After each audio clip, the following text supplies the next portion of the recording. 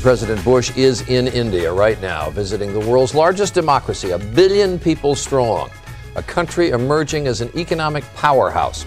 In our series, India Rising, Bill Weir is showing us how this faraway place can affect your job, your life, and your future. It really is extraordinary. Well, Charlie, by now, a lot of people know that when you call that 1-800 number when your computer crashes or your oven breaks, an Indian will probably answer the phone. But what may stun you is what that person thinks about you and how that relationship is changing lives at both ends of the phone call. I went to the other side of the world to meet those voices, to see whether or outsourcing is really destroying American jobs. And I found that call centers are just the beginning.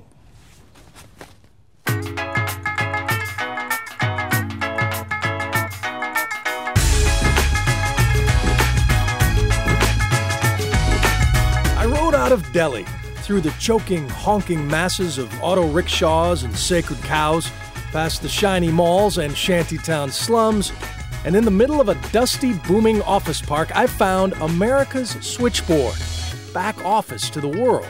Would you like to make a check over the phone? I can post-date the check also.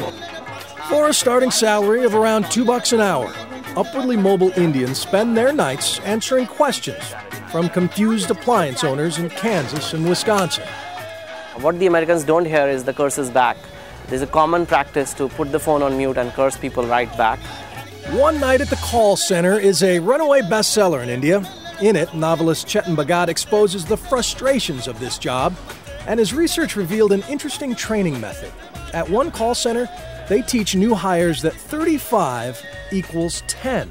They say that a 35-year-old American's IQ is same as a 10-year-old Indian's IQ. So imagine you're talking to a child, and so don't lose your cool when you're talking to them. But this is exactly what was being taught. Such revelations do little to ease outsourcing resentment, but this just might.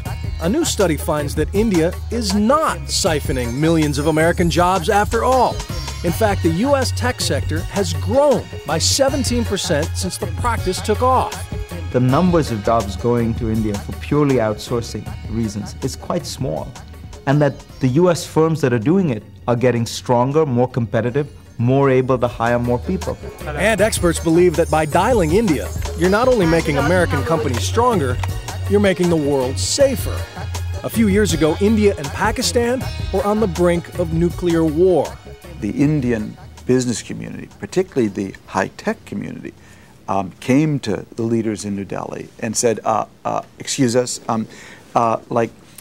could you please not use the N-word anymore, nuclear, okay? Because we're like running the back rooms of the world's biggest companies, from American Express to General Electric, and we can't take a week off for war. And the government in New Delhi got the message. That ceasefire not brought to you by General Powell.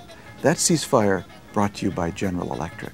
It's not just corporate America tapping into India's cheap brain power, it's middle America. When Texas mom Elizabeth Mitchell saw her son Jason struggling with math, she hired a tutor in India. I've wondered what kind of house she lives in. I wondered what her parents are like, but she seems really nice. Well, Jason, we found her. 24-year-old Swati Chopra lives with her parents in this Delhi neighborhood.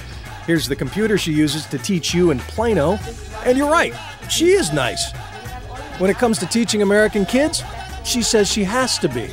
In India, you can scold kids, but there you have to be very patient with them. You have to be very sweet with them. If you are not able to do this, let's try something else. Let's play a game, and maybe after that you'll feel like doing it.